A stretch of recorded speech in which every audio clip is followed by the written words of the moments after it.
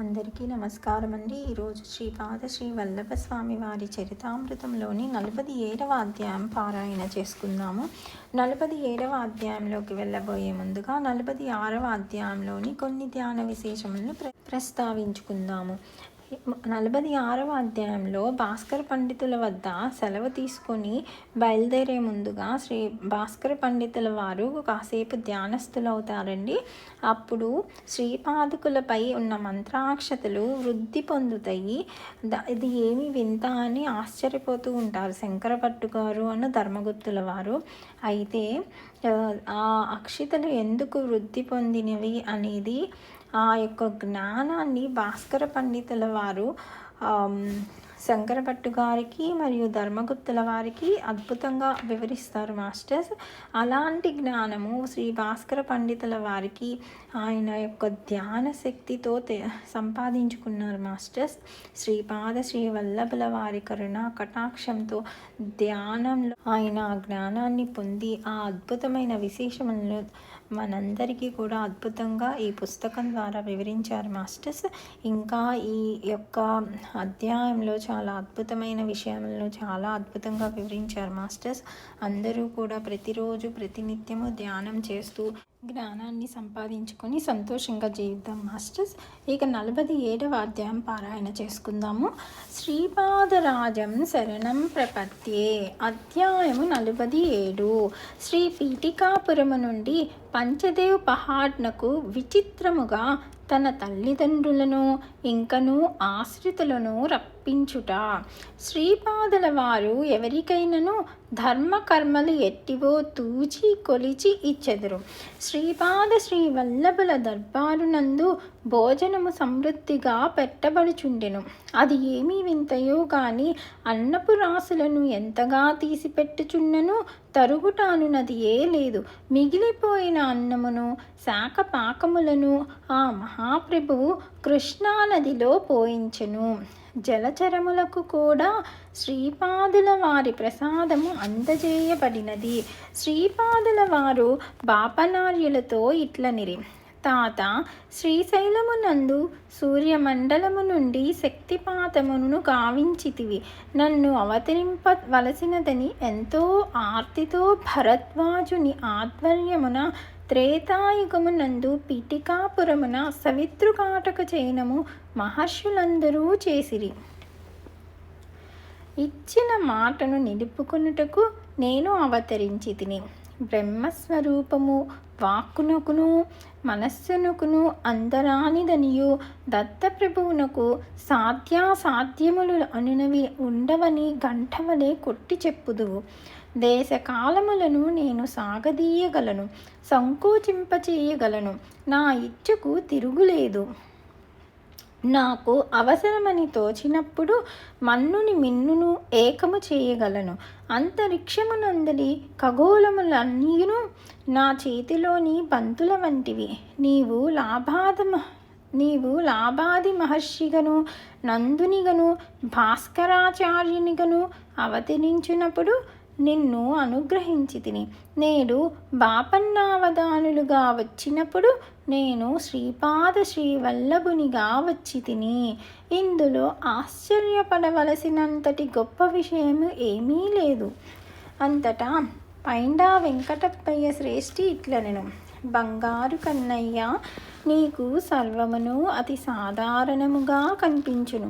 మాకు మాత్రము అంతయును అసాధారణముగాను రోమాంచకముగాను ఉన్నది. శ్రీపాదులు ఇట్లనిరి. తాత, నేను బహునేర్పరి అయిన శరాబును. ఎవరికి ఎంత ఇయ్యవలెనో వారి ధర్మకర్మములు ఎట్టివో తూచి కొలిచి మరీ ఇచ్చెదను.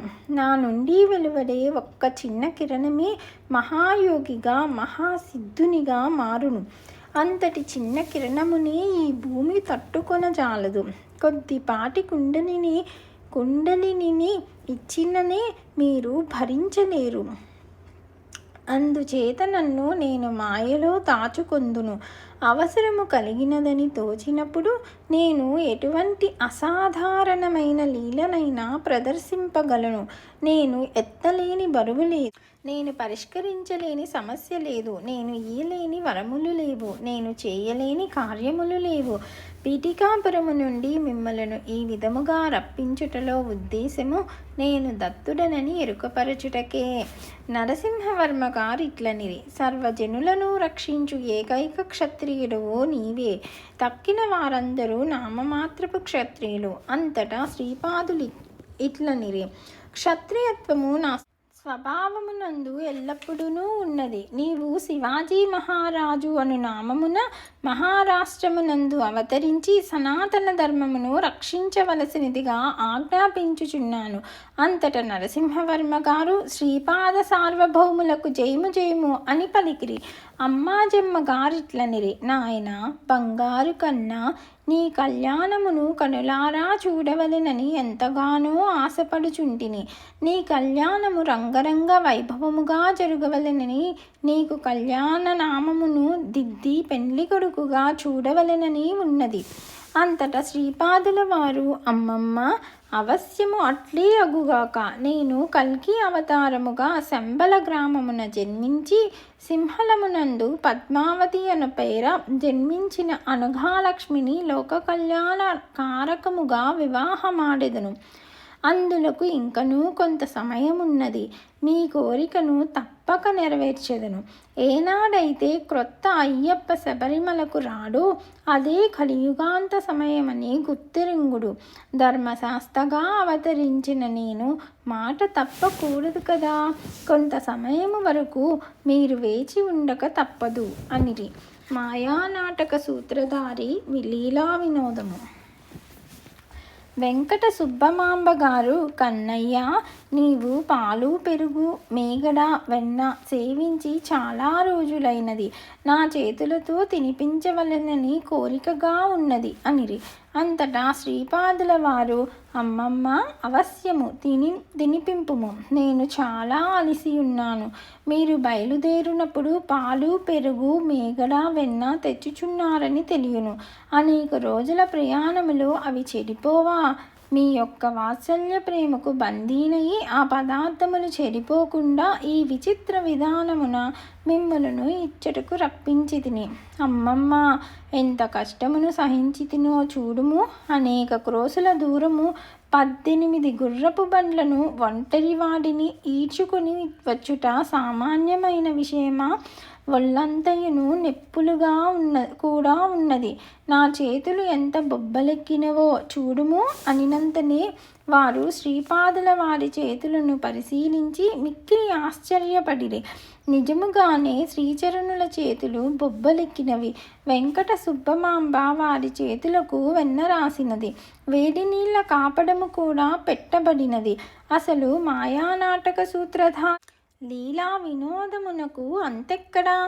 రాజమాంబ, బంగారు కన్నా నీకిష్టమైన హల్వాను చేసి నీ వెండి గిన్నెలో పెట్టి తెచ్చి తిని. దగ్గరకు రా నాయన, నా చేతులతో కాస్త తినిపించెదను అని పలుకగా శ్రీపాదుల వారికి వారి అమ్మమ్మలు ముగ్గురును కలిసి ఆ హల్వాను తినిపించిరి. ఆ హల్వా ఎంత తీసినను తరుగుటయే లేదు. శ్రీపాదుల వారు చాలాసేపు ఈ వినోదమును నడిపిరి. శ్రీపాదుల వారు అమ్మమ్మలు ముగ్గురికి నా యందు ప్రేమ ఉండుగాక. ఇంత హల్వాను ఒక్కడినే తిన్న ఎడల జబ్బు చేయదా?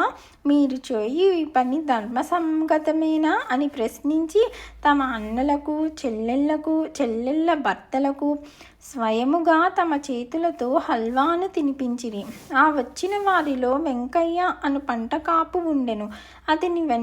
అతని ఇంటనే శ్రీపాదుల వారు దత్త దీక్షలనిచ్చిరి. వెంకయ్యకు కూడా తన చేతులతోనే హల్వాను పెట్టి గుర్రములు తోలిన వారికి గుర్రములకు మిగిలిన అందరికీ పెట్టమనిరి. ఆ వెండి గిన్నెను వెంకయ్యకు బహుమానముగా ఇచ్చిరి. అప్పలరాజు శర్మ, నాయన బంగారు, నీవు దత్తప్రభువని తెలియక ఏమైనా అపరాధములను చేసిన ఎడల క్షమించవలసినది అని ప్రార్థించిరి. నాన్న, నేను నీ బిడ్డను. తండ్రిని బిడ్డ క్షమించుటయా ఎంతటి విడ్డూరము! మీరు బిడ్డనైన నా మీద వాత్సల్యామృతమును కురిపింపవలెను, సదా నా అభ్యుదయమును కాంక్షింపవలెను అని పలికిరి. వెంకావధానులు గారును ఆయన ధర్మపత్నియు కన్నీరు మున్నీరుగా ఏడ్చుచుండిరి. అంతటా శ్రీపాదులిట్లనిరి, మామయ్య, మన బంధము శాశ్వతమైనది. నేను మీకు మాత్రమే మేనల్లుడను కాను. మీ వంశములో జన్మించిన ప్రతి వ్యక్తియు నన్ను మేనల్లునిగా భావించవచ్చును. నేను దివ్య లీలలతో మిమ్ము అలరించెదను. కల్కి అవతార సమయమునందు పద్మావతీదేవిని కుమార్తెగా భావించి మీ ముచ్చటలన్నీనూ తీర్చుకొనవచ్చును. సుమతీ మహారాణికి దుఃఖము పెళ్ళుబికెను. కళ్యాణ నామమును దిద్ది పెండ్లి కుమారునిగా చూచుకొనవలెనన్న కోరిక ఆమెకు తీరకపోగా తన కన్న బిడ్డ యతీశ్వరుడై విరాగిగా కనిపించుట ఆమెకు దుస్సహమాయెను. అంతట శ్రీపాదుల వారు కన్న తల్లి దరిచేరి, అమ్మా, నాకు అనసూయామాత ఒకటి, నీవు ఒకటి కానే కాదు. మీ కోరికలను కల్కి అవతారమున తప్పక తీర్చెదను అని అభయమిచ్చిరి. అమ్మా, నీ గర్భవాసమున జన్మించుట చేతనే నేను ఇంత గొప్పవాడినైతిని. నీ వాత్సల్యామృతము చేతనే నేను పోషింపబడినది. అమ్మ, వాసవి ఎంత పని చేసినదో చూచితివా? నాకు ఆకలి కాగా పసిపాపడుగా మారి అనసూయామాత వద్ద స్తన్యము గ్రోలుటకు పోగా ఆ రక్కసి పాలన్నీను తానే త్రాగివేసి, అన్నా, నీవు సుమతీమాత వద్దకు పోయి పాలు త్రాగుము. నీవు ఆలస్యము చేసినచో ఆ పాలను కూడా నేనే త్రాగివేసేదనని బెదిరించినది. నేను ఏమి చేయవలెనో నీవే చెప్పమ్మా అనిరి. ఈ మాటలను అన్న తక్షణము శ్రీపాదుల వారు పసిపాపడుగా మారిపోయిరి. క్రింద కటిక నేల మీద పరుండి తన తల్లి వైపు దీనముగా చూడసాగిరి. అంతట సుమతీ మహారాణికి దుఃఖము పెళ్ళుబికి వచ్చినది. బిడ్డను ఎత్తుకొనినది, స్తన్యమునిచ్చినది. అమ్మా వాసవి అని పిలిచినది. శ్రీపాదుల వారి పోలికలలోనే ఉన్న నెలల పసిబాలిక నేల మీద కనపడినది. ఇద్దరును చెరొక వంక స్తన్యపానము చేసిరి. సుమతీమాతకు దుఃఖమంతయును పటాపంచలైనది. వెంకయ్య ఇట్లనెను, మహాగురువులకు ఒక చిన్న విన్నపము. ఇంతటి దివ్యలీల నడిచిన ఈ దర్బారు ప్రదేశము, దీనిని ఆనుకుని ఉన్న విశాల భూభాగము విశ్వవిఖ్యాతమవవలెను.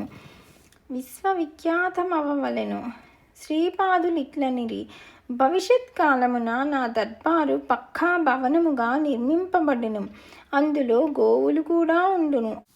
అందు నా లీలలను ఎన్నింటినో ప్రదర్శించెదను. ఇది నా కళ్ళారా చూసిన అనుభవము. ఇందు నేను వ్రాసినది అక్షర సత్యము. అచ్చటనున్న ఆగంతుకులందరికీ నిద్రమత్తు లాంటిది ఆవరించెను. కొద్దిసేపటిలో నేనును సన్యాసియును శ్రీపాదుల వారును తప్ప మరెవ్వరునూ ఆ దర్బారున లేరు.